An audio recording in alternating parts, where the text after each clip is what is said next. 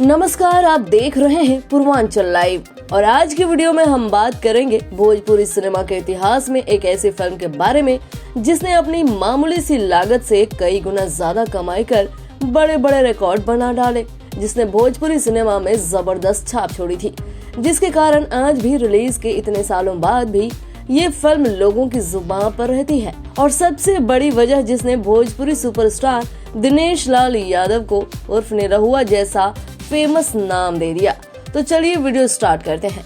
साल 2008 में भोजपुरी इंडस्ट्री में एक फिल्म रिलीज होती है जिसका नाम होता है निरहुआ रिक्शा वाला, जिसका टाइटल काफी अलग होता है। इस फिल्म में लीड रोल में होते हैं उस समय के यंग स्टार दिनेश लाल यादव उर्फ निरहुआ, एक्ट्रेस पाकी हेगड़े और सोनाली जोशी। इस फिल्म के डायरेक्टर होते हैं दिनकर कपूर। और जब ये फिल्म बड़े पर्दे पर रिलीज होती है तो मानो आग लगा देती है, धूम मचा देती है। दर्शकों से लेकर क्रिटिक्स तक फिल्म के हर डिपार्टमेंट में, फिर चाहे वो स्टोरी लाइन हो, एक्टर्स की एक्टिंग हो, डायरेक्शन हो या फिर वो गाने हो, सबकी तारीफ करते नहीं थकते।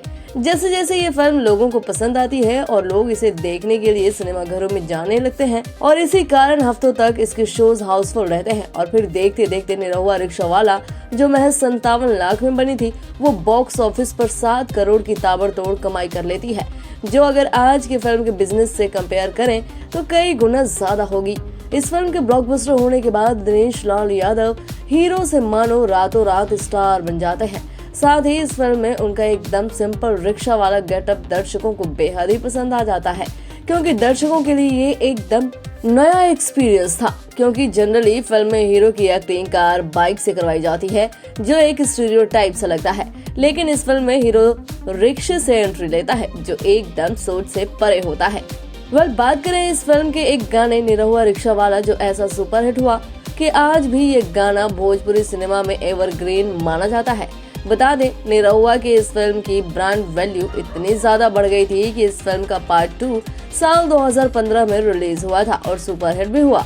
जबकि निरहुआ नाम से दिनेश लाल यादव की कितनी सुपरहिट फिल्में आई और आगे भी आएंगी।